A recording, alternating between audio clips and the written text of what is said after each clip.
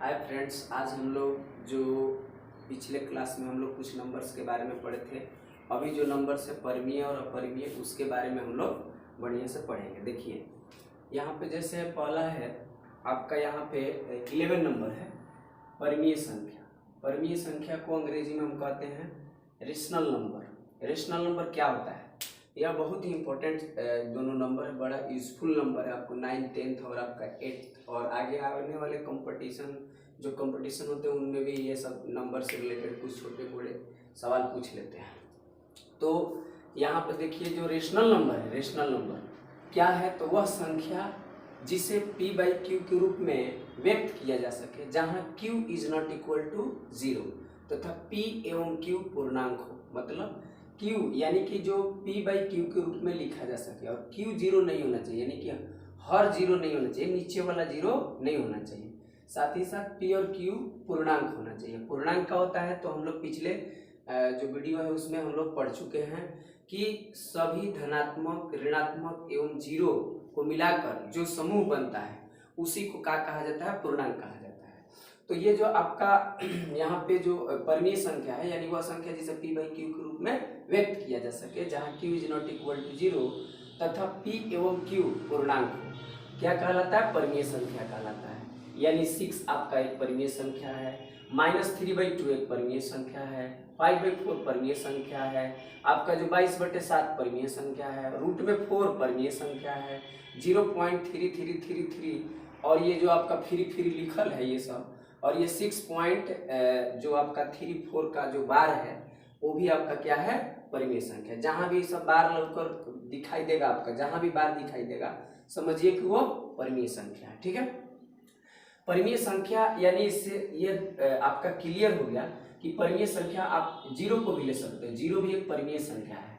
तो यहाँ 6 भी आपका हो गया, ये भी माइनस में भी हो गया। लेकिन जो रेशनल नंबर होता है फ्रेंड्स, वो आपका पॉजिटिव भी हो सकता है, निगेटिव भी हो सकता है, फ्रैक्शन में भी हो सकता है, और जो आपका जो पॉइंट में भी हो सकता है। जो पॉइंट जो होता है आपका जैसे डेसिमल में हो सकता है। जैसे यहाँ पर आपका यहाँ पर लिखा हुआ है कि डेसिमल में ऐसे या ऐसे रहेगा। तो आगे जाके डेसिमल के बारे में थोड़ा हम लोग यहाँ जो लिखा हुआ है इसके बारे में हम लोग पढ़ेंगे कि डेसिमल में ये शांत अशांत क्या होते हैं, आवर्ती अनावर्ती क्या होते हैं, तो उनके बारे में। फिलहाल यहाँ पर अपरिमेय संख्या, इरेशनल नंबर, वह संख्या जिसे p बाई क्यू के रूप में व्यक्त नहीं किया जा सकता। That number which can not be expressed in p by Q form is called आपका इरेशनल नंबर। यानी वह संख्या जिसे p बाई क्यू के रूप में व्यक्त नहीं किया जा सकता उसे क्या कहा जाता है? अपरिमेय संख्या कहते हैं। जैसे जो रूट में जो आपका जो रूट में जो संख्या आपका बाहर नहीं निकल पाए, रूट से बाहर ना निकल पाए, उन सभी संख्या को आप अपरिमेय संख्या कह सकते हो। और पाई भी एक अपरिमेय संख्या है। 0.10, 100, 10000, 1000, 1000 एंड सो ऑन। ये इस स्ट्रक्चर का जो भी आपको दिखाई देता है ये सब क्या होते हैं? अपरिमेय संख्या होते हैं। ठीक है, जैसे रूट का बात है कि जैसे मान लीजिए यहाँ पे अगर √4 हम लिखे हैं तो √4 आपका परिमेय हो गया, और √2 यहाँ लिखे हैं तो अपरिमेय हो गया। कैसे? तो थोड़ा सा देखते हैं। रूट वाला अभी हम लोग पढ़ेंगे आगे की वीडियो में। रूट में से अगर बाहर निकल जाता है, अगर जोड़ा लग जाता है, अगर रूट के अंदर पूर्ण वर्ग संख्या हो, परफेक्ट स्क्वायर नंबर, जो कि हम लोग पिछले कक्षा में पढ़ चुके हैं, तो जो आपका जो परफेक्ट स्क्वायर नंबर क्या होता है कि वह संख्या जिसके जो फैक्टर्स होते हैं, यानी जो गुणनखंड होते हैं, किस चीज में होते हैं? आपका जोड़ा में होता है। और जब रूट के अंदर जोड़ा में हो तो बाहर निकल जाते हैं, रूट के अंदर जोड़े में हो तो बाहर निकल जाते हैं। तो 2 है जोड़ा में, 2 है तो दोनों बाहरी, एगो बाहर निकल जाएगा, 2 जोड़ा खातिर। और यहाँ पे इसका जोड़ा नहीं है तो ये बाहर नहीं निकलेगा। यानी कहने का सेंस ये है कि वह संख्या जो रूट से पूरा बाहर निकल जाए वो परिमेय हो जाएगा, और वह संख्या जो पूरा रूट से बाहर न निकले वह क्या कहलाएगा? अपरिमेय संख्या। ये भी आपका जो 10th में 9th में आपका बहुत बड़का स्कूल है, ये सब भी पूछता है आपका, हर साल 10th में पूछ देता है, 9th में पूछ देता है इस टाइप से रूट वाला रिलेटेड, जो स्क्वायर रूट से रिलेटेड जो परिमेय अपरिमेय जो क्वेश्चंस हैं, ये सारा चीज। आइए डेसिमल के बारे में पढ़ते हैं। चलो, डेसिमल जो है यानी दशमलव जो है 2 प्रकार का हो सकता है, एक शांत और एक अशांत। एक शांत होता है, एक अशांत होता है। यानी एक शांत दशमलव प्रसार होता है, एक अशांत दशमलव प्रसार होता है। शांत का मतलब होता है आपका, शांत का मतलब हुआ जो शांत हो जाए, यानी कि भाग देने पर कुछ पॉइंट के बाद वो कट जाए, पूरा पूरा मान लीजिए उसका माने जो विभाज्य हो जाए। कहने का मतलब एक पॉइंट के बाद, एक फिक्स डिजिट के बाद जाके समाप्त हो जाए तो शांत हो जाएगा, तो उसको शांत डेसिमल कहते हैं। अंग्रेजी में इसको कहते हैं टर्मिनेटिंग डेसिमल। और ये हो गया अशांत यानी नॉन टर्मिनेटिंग डेसिमल। जैसे टर्मिनेटिंग में क्या होगा 3.2 यानी 2 यानी पॉइंट के एक अंक के बाद समाप्त हो गया, पॉइंट के एक अंक के बाद समाप्त हो गया, पॉइंट के 2 अंक के बाद समाप्त हो गया, तो ये शांत हो गया। और अशांत होता है जो समाप्त नहीं होगा, आप इसको आराम से एकदम 0.33 लिखत रहिए, एकदम फ्री फ्री, ये समाप्त नहीं होगा। अच्छा मान लीजिए 4.62626262 डॉट डॉट डॉट डॉट आप लिखते रहिए, जब फुर्सत मिले तब भेजा 10 को लिखिए, तो ये कहा जाएगा अशांत, वो समाप्त ही नहीं होगा। ठीक है, चाहे ये इस रूप का भी आप अशांत कह सकते हैं। ठीक है, कह सकते हैं, हो ही करता है। यहाँ पर जो हो गया अशांत दशमलव प्रसार क्या होता है, ये भी जैसे ये जो दशमलव प्रसार दो प्रकार के होते हैं, अशांत दशमलव प्रसार दो प्रकार के होते हैं। जैसे अशांत आवर्ती एवं अशांत अनावर्ती। यहाँ पर देख रहे हैं कि ये दोनों एक है लेकिन ये अलग है, तो वही चीज है कि अशांत आवर्ती हो गया, अशांत अनावर्ती हो गया। अशांत आवर्ती का मतलब हुआ, अशांत आवर्ती का मतलब हुआ नॉन टर्मिनेटिंग रिपीटिंग या रिकरिंग, नॉन टर्मिनेटिंग रिपीटिंग या रिकरिंग। जैसे 0.33 आप लिखत रहिए फिर डॉट डॉट डॉट डॉट, तो कहने का मतलब क्या है कि आपका हो जाएगा क्या, ये आपका हो जाएगा आपका यानी कि नॉन टर्मिनेटिंग रिपीटिंग या रिकरिंग। यानी यहाँ पर भी 4.4214 फिर यहाँ पर 2 आपका डॉट डॉट चला गया, तो ये कहने का मतलब 2 यहाँ पर रिपीट होने लगा, तो यहाँ पर क्या हो जाएगा ये नॉन टर्मिनेटिंग रिपीटिंग। यानी नॉन टर्मिनेटिंग तो है लेकिन रिपीट कर रहा है। ओके, रिपीट कर रहा है, एक चीज बार बार आ रहा है। ओके, यहाँ पर है अशांत अनावर्ती, मतलब नॉन टर्मिनेटिंग नॉन रिपीटिंग या नॉन रेकरिंग भी इसको कहेंगे। जैसे 4.330330 डॉट डॉट डॉट, मतलब ये आ जाएगा तो क्या हो जाएगा, और भी इसमें हो सकते हैं 0.40440 या आपका 4444440, फिर आपका ऐसे आ जाएगा, फिर 0 डॉट डॉट डॉट, ये भी क्या हो जाएगा आपका अशांत अनावर्ती, यानी कटेगा भी नहीं और एक ही चीज वह आएगा भी नहीं, अलग अलग चीजें आएंगी। ठीक है, जो कि यहाँ पर आपका है। आइए परिमेय और अपरिमेय संख्या जानने के बाद इनसे रिलेटेड कुछ नोट्स हैं, नोट्स के बारे में जानते हैं। तो पहला नोट्स कह रहा है कि सभी पूर्णांक परिमेय संख्या होते हैं, यानी पूर्णांक में पॉजिटिव होता है, नेगेटिव भी होता है और जीरो भी होता है, अर्थात जीरो भी एक परिमेय संख्या है। जीरो भी एक क्या है, परिमेय संख्या है। अपरिमेय संख्या परिमेय संख्या शांत होते हैं, जो कि यहाँ पर हम लोग पढ़े, जो कि यहाँ पे एक बात और हम समझ सकते हैं कि जो अशांत आवर्ती है इसको हम लोग परिमेय संख्या भी कह देंगे, इन्हें हम लोग क्या कह देंगे, परिमेय संख्या भी हम लोग कह सकते हैं। और जो अशांत अनावर्ती है इसे हम लोग अपरिमेय संख्या भी कहते हैं। कि ये परिमेय संख्या हो गया, ये अपरिमेय संख्या। जो अशांत दशमलव का प्रसार जो अशांत आवर्ती है वो परिमेय हो गया, जो अशांत अनावर्ती है वो अपरिमेय हो गया। तो वही लिखा है यहाँ पे, जो परिमेय संख्या होता है शांत तो होता ही है, शांत के साथ साथ अशांत भी होता है, लेकिन अशांत में दो तरह के अशांत होते हैं, एक अशांत आवर्ती और एक अशांत अनावर्ती।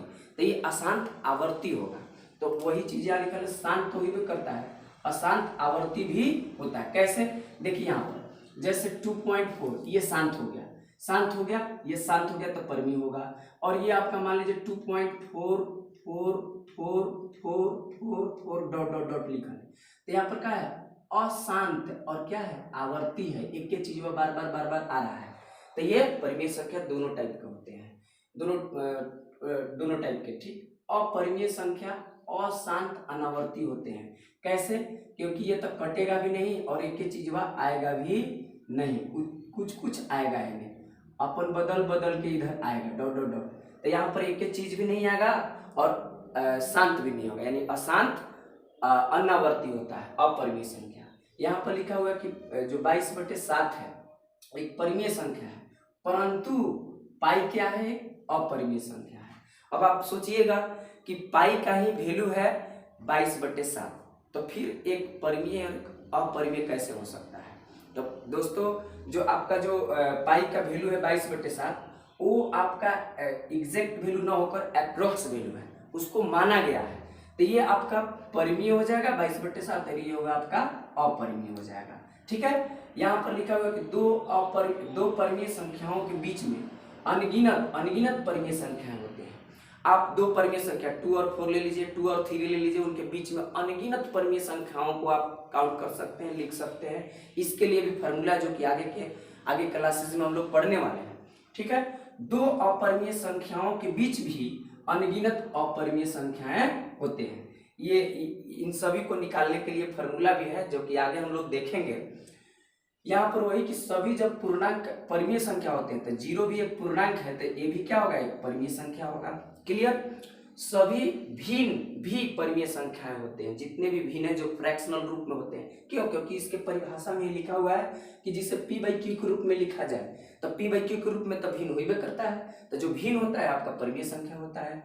सभी पूर्ण संख्याएं या प्राकृतिक संख्या, प्राकृतिक संख्या जो भी हो, ये सभी के सभी क्या होते हैं, परिमेय संख्या होते हैं। ओके, अब यहाँ पर एक छोटा सा एक महान गणितज्ञ थे रामानुजन। उस रामानुजन संख्या जो गणित से इनको बहुत प्रेम था, गणित से बहुत इनको लगाव था, तो उन्होंने एक नंबर बताया, रामानुजन संख्या जिसे कहते हैं, या इसे हार्डी रामानुजन संख्या भी कहते हैं, या इन्हें इस नंबर को क्या कहते हैं हम लोग, टैक्सी कैब संख्या भी कहते हैं। टैक्सी कैब संख्या क्या होता है वो संख्या, तो कैसे रामानुजन संख्या हो गया, तो एक प्रकार का यह वह संख्या होता है, वैसी लघुत्तम प्राकृत संख्या, मतलब वह छोटी से छोटी संख्या जो प्राकृत भी हो, साथ ही साथ जिसे दो संख्याओं के घनों के योग के रूप में व्यक्त किया जा सके या लिखा जा सके अलग अलग तरीका से, तो उस संख्या को रामानुजन संख्या कहा जाता है। ठीक है, जैसे आपका 1729 एक रामानुजन संख्या है। क्यों? क्योंकि 1729 है, इसे दो संख्या के रूप में, दो संख्या के घनों के योग के रूप में व्यक्त किया जा सकता है। जैसे आपका यहाँ पर है 12 का क्यूब प्लस 1 का क्यूब, अगर हम करते हैं तो 1729 आ जाएगा। फिर अगर हम करते हैं, फिर इसको दूसरा एक संख्या ले लेते हैं, इतना प्लस इतना का क्यूब बराबर आपका 1729 आ जाएगा। यानी दो अलग अलग संख्याओं के क्यूब के यानी घन के योग के रूप में व्यक्त किया जा सके, उसे रामानुजन संख्या कहते हैं। तब उससे रिलेटेड कुछ नोट यहाँ है, यानी 729 जो है एक रामानुजन संख्या है, और इस संख्या की यह विशेषता है कि यह सबसे छोटी संख्या है, यह सबसे छोटी रामानुजन संख्या है। और भी रामानुजन संख्या हो सकते हैं, जैसे आपका 4104 हो गया, आपका 13832 हो गया, आपका ये भी क्या है, आपका रामानुजन संख्या है। लेकिन इन सभी संख्याओं में सबसे छोटा जो रामानुजन संख्या हो गया 1729 हो गया, 1729 हो गया। ठीक है, जैसे यहाँ पर भी लिखा हुआ कि इस संख्या को टैक्सी कैब संख्या कहा जाता है या हार्डी रामानुजन संख्या कहा जाता है, क्योंकि हार्डी और रामानुजन दोनों एक दूसरे के फ्रेंड्स थे, तो उस दोस्ती के नाम पर भी आप कह सकते हैं कि हार्डी रामानुजन संख्या कहा जाता है 1729 को, 1729। ठीक है, तो इस तरीका से हम लोग 1 बाय 1 नंबर्स के बारे में, जितने नंबर्स थे, अब कुछ नंबर्स बच गए हैं, 1-2 नंबर्स जो कि आगे के वीडियो में हम लोग इसको अच्छे से कर पाएंगे। ठीक है, तो